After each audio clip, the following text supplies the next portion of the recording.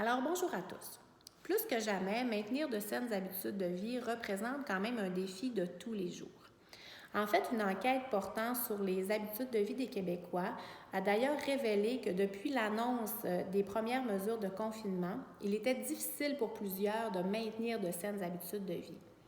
À cet effet, il a été rapporté que près de 50% des Québécois avaient diminué finalement leur pratique régulière d'activité physique depuis le début des mesures de confinement.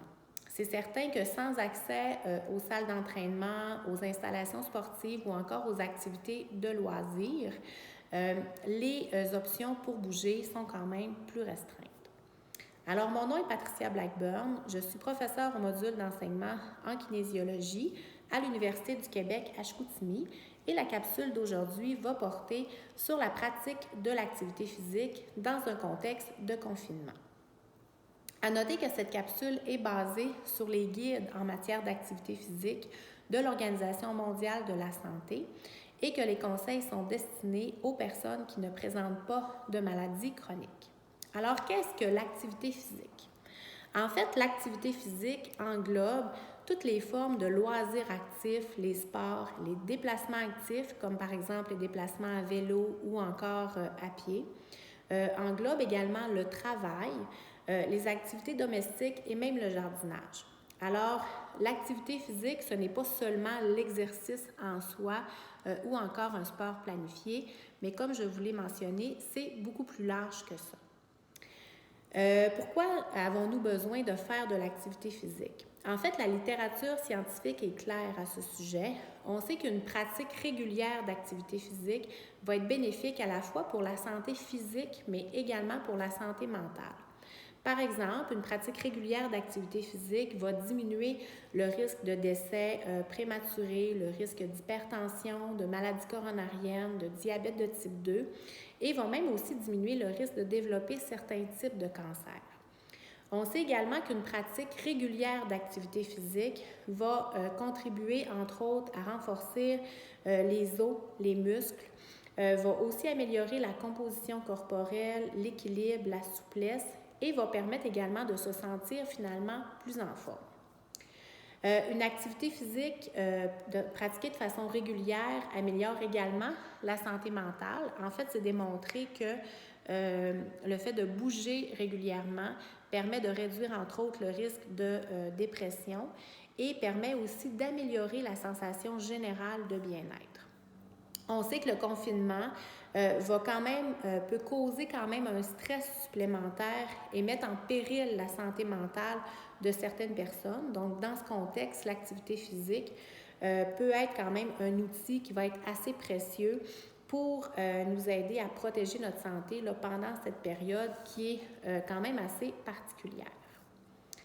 Alors, l'Organisation mondiale de la santé a formulé quand même des recommandations détaillées relativement à la durée nécessaire d'activité physique afin que celle-ci ait un effet bénéfique sur notre santé physique, mais aussi sur notre santé mentale.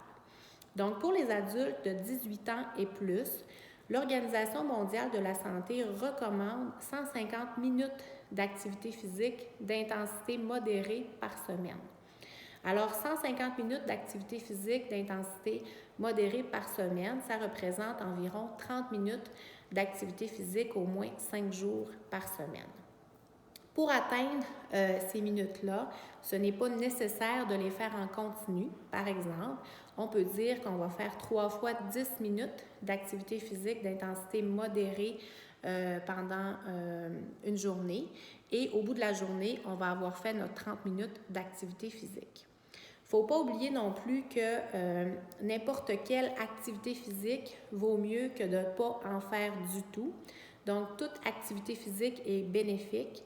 Qu'est-ce qu'il faut? C'est commencer par une activité physique pour laquelle on a un intérêt, qu'on a du plaisir à faire.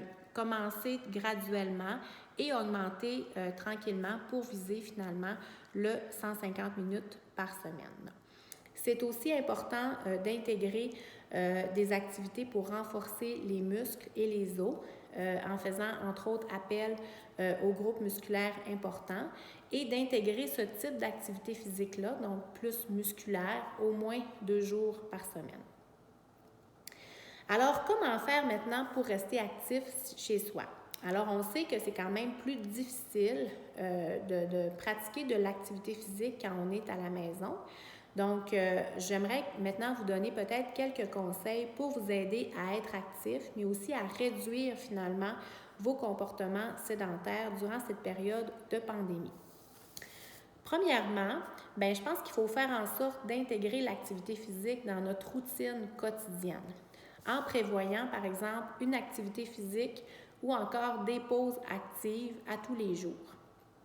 Alors, on peut réserver un moment, par exemple, de la journée à l'activité physique. Comme je l'ai dit tout à l'heure, on peut prévoir un 30 minutes ou encore 3 fois 10 minutes d'activité physique si 30 minutes, ce n'est pas possible. On peut le noter dans notre agenda pour s'en souvenir et ça va également nous aider à établir une routine là, dans le contexte actuel. Donc, jouer avec les enfants, faire des tâches ménagères, aller marcher, faire du jardinage, c'est des exemples d'activités physiques là, qui peuvent être pratiquées finalement quotidiennement. Donc, le beau temps est en train de s'installer tranquillement. Donc, c'est vraiment, on peut en profiter pour aller à l'extérieur, s'aérer l'esprit à pied ou encore à vélo. On sait aussi qu'être à l'extérieur, c'est une belle façon de diminuer aussi notre temps d'écran. Donc, comme je le disais tout à l'heure, ça nous permet de nous aérer un peu l'esprit. On sait également qu'avec la pandémie actuelle, il y a quand même plusieurs kinésiologues qui se sont mobilisés pour offrir des services en ligne. Alors, c'est parfois possible d'assister à des séances d'entraînement en ligne. Parfois, c'est gratuit même. Il existe également plusieurs vidéos sur les plateformes, donc où est-ce qu'on peut aller visionner là, différents types d'activités physiques. Donc, ça peut nous donner des idées finalement pour bouger quand même quotidiennement. La marche, parfois, c'est un exercice qui va être sous-estimé. Mais c'est démontré que de marcher quotidiennement va vraiment avoir des effets positifs sur notre santé. Donc, c'est un exercice qui est aussi facile à intégrer dans notre quotidien. Marcher à l'extérieur, c'est très bien, mais parfois, quand la température ne le permet pas ou le temps ne le permet pas, on peut quand même marcher à l'intérieur de notre maison, des fois profiter d'un appel téléphonique là, pour marcher en même temps qu'on fait notre appel. Donc, on essaie finalement de maximiser là, le temps d'activité physique dans notre journée. On peut aussi monter et descendre les escaliers dans notre maison là, à plusieurs reprises. Donc, ça nous permet finalement de cumuler des minutes d'activité physique. C'est important aussi de favoriser le plus possible la position debout lorsque vous travaillez. Alors, c'est encore une fois démontré d'un point de vue scientifique là, que lorsqu'on est debout pour travailler, on va augmenter notre dépense énergétique et même si on n'a pas l'impression de faire de l'activité physique, ça va avoir des effets positifs finalement sur notre santé. Alors, et le fait d'être debout en travaillant, ça permet de réduire finalement notre niveau de sédentarité. Alors, des fois, c'est possible de remanier, entre autres, notre espace de travail, notre poste de travail, de manière à le surélever pour être en mesure, finalement, de travailler debout. C'est aussi important de ne pas rester assis en position assise trop longtemps. Alors, parfois, quand on est au travail, on est appelé à bouger peut-être un peu plus. À la maison, on va passer de plus longues périodes de temps assis. Alors, qu'est-ce qui est recommandé? C'est de toujours au moins faire des pauses actives de 3 à 5 minutes à toutes les 20 à 30 minutes. Alors, on peut se lever, s'étirer, faire le tour, par exemple, de la maison, monter, descendre les escaliers ou encore même aller à l'extérieur là, quelques moments. Donc, on essaie là, de ne pas rester en position assise trop longtemps. Également, comment maintenant avoir une activité sans prendre de risques pendant la pandémie de COVID-19?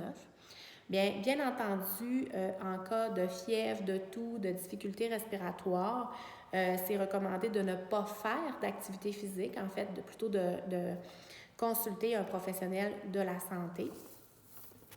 Également, si vous allez à l'extérieur marcher, courir, c'est important quand même de respecter les mesures là, de distanciation sociale et aussi de se laver les mains là, au retour à la maison. Si vous étiez une personne qui n'aviez pas l'habitude de pratiquer de l'activité physique de façon régulière, bien, c'est recommandé de commencer en douceur par des activités qui vont être quand même peu intenses pour justement progresser là, graduellement pour atteindre le 30 minutes d'intensité modérée au moins 5 fois par semaine. Alors pour ça, mais c'est sûr que je vous suggère entre autres de parler avec un kinésiologue qui va être en mesure finalement de vous donner des conseils qui vont être personnalisés en fonction entre autres de votre niveau d'activité physique actuelle, mais aussi de vos conditions de santé. Alors, c'est important également de choisir une activité physique qui nous plaît, mais aussi qui va être adaptée pour réduire entre autres le risque de traumatisme.